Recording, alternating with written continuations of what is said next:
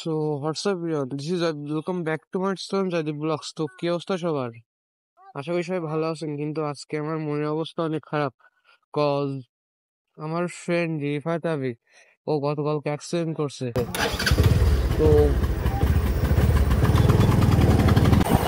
So আমি আজকে microphone নিয়ে আসি না, এর জন্য আজকে ভয়েসটা যে কেমন আসবে বা কি হবে কিছু বলতে পারতেছি না, তো একটু অ্যাডজাস্ট করে নেবেন।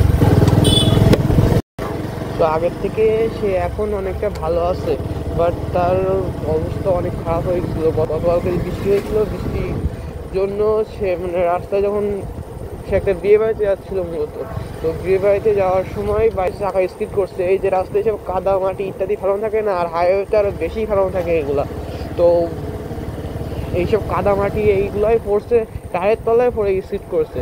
এখন অ্যাক্সিডেন্ট হওয়ার সময় যে কার দোষ কীভাবে কী হয়েছে এসব তো কেউ কিছু দেখবে না, যে অ্যাক্সিডেন্ট করছে তার দোষই হবে, এটা স্বাভাবিক বিষয় হয়ে গেছে। এখন সে অ্যাক্সিডেন্ট করছে, তার বাড়ির পাশের লোক, বিভিন্ন জায়গার লোক শুধু তাকেই দায়ী করতেছে যে হচ্ছে সে অনেক খারাপ, অনেক রাফ গাড়ি চালাতো এই জন্য অ্যাক্সিডেন্ট করছে, প্লাস আরও কত কি। কিন্তু আসলে দোষ তো তার না, দোষ হচ্ছে যে যে রাস্তার যে অবস্থা, রাস্তায় বিভিন্ন জায়গায় মাটি পল ইত্যাদি রেখে দিচ্ছে। আবার হাইওয়ে তো কোনো কম না, হাইওয়েতে বিভিন্ন জায়গায় বিভিন্ন মাটি, তারপরে হচ্ছে আপনার মানে এই যে মাটি বয় যেসব গাড়িগুলো, যার জন্য রাস্তার উপরে কাদা কাদা হয়ে গেছে। তো সেই জন্য চাকা স্লিপ করছে, করে এসে ওর এই অবস্থাটা হলো। সে হচ্ছে অনেক ভালো ড্রাইভার, অনেক ভালো ড্রাইভার আমাদের এলাকার ভিতরে। সে মানে তার বয়স অনুযায়ী সে অনেক ভালো গাড়ি চালায়। বিশেষ করে বর্ষার সময় হচ্ছে আপনারা সবাই সাবধানে বাইক চালাবেন, কজ এই টাইমে এই যে এরকম করতে গেলে গাড়ি স্লিপ করে, টায়ার স্লিপ করে। আর বিশেষ করে বিভিন্ন বিভিন্ন হচ্ছে আপনার স্পোর্টস বাইক বা হচ্ছে কমিউটার সেগমেন্ট তো বাদই দিলাম, স্পোর্টস বাইক ওইগুলো হচ্ছে অনরোড টায়ার, অপর টায়ার থাকে না। অনরোড টায়ার হচ্ছে আপনার যে মানে এইসব ভালো রাস্তায় চলার জন্য ভালো, কিন্তু এই যে সব খারাপ রাস্তার জন্য অনরোড টায়ার না। যেমন আমার এই ডিসকভার 125, এটাই হচ্ছে আপনার মানে 80% অনরোড টায়ার আর 20% অফরোড টায়ার। আমার এটা ইয়েলো গ্রিপ, এইটা হচ্ছে যদি আমি কাদার ভিতরে যাই তখন হচ্ছে এটা ভালো রেসপন্স করে না। কাদার ভিতরে গেলে অটোমেটিক চাকা ঘুরতেই থাকে, কিন্তু মানে গাড়ি আগুতে চায় না। কিন্তু এই সব মেন রোডে শুকনো অবস্থায় আপনি যেমনই জোরে চালান, যেমনই যা করেন, কোনো অসুবিধা নেই, ব্রেক করবেন একদম গাড়ি দাঁড়িয়ে যাবে। তো ভাই এই বর্ষার সময় আজও সবাই সেফ রাইড করেন, আর বিশেষ করে এই যে অবস্থা রাস্তায় দেখেন এখন, এসব তো কী অবস্থা।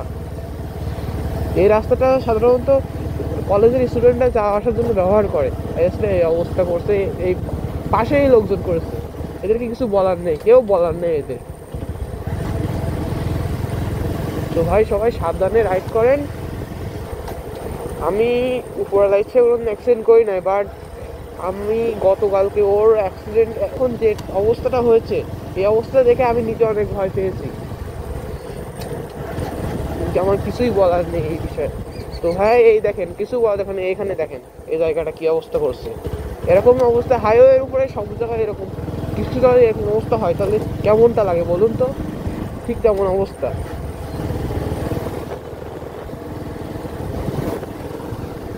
আমি যে সাধু পুরুষ, আমি যে গাড়ি আসতে চালাই এমন না ভাই, আমিও গাড়ি আসতে রাত চালাই, আমার যখন খুশি তখন আমি তেমনই গাড়ি চালাই।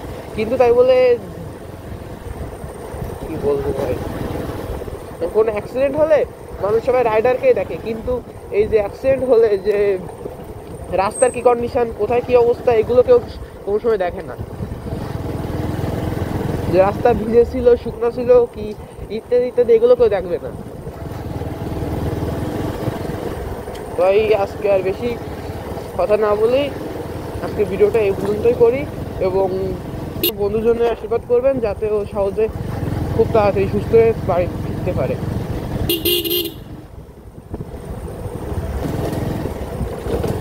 টাটা।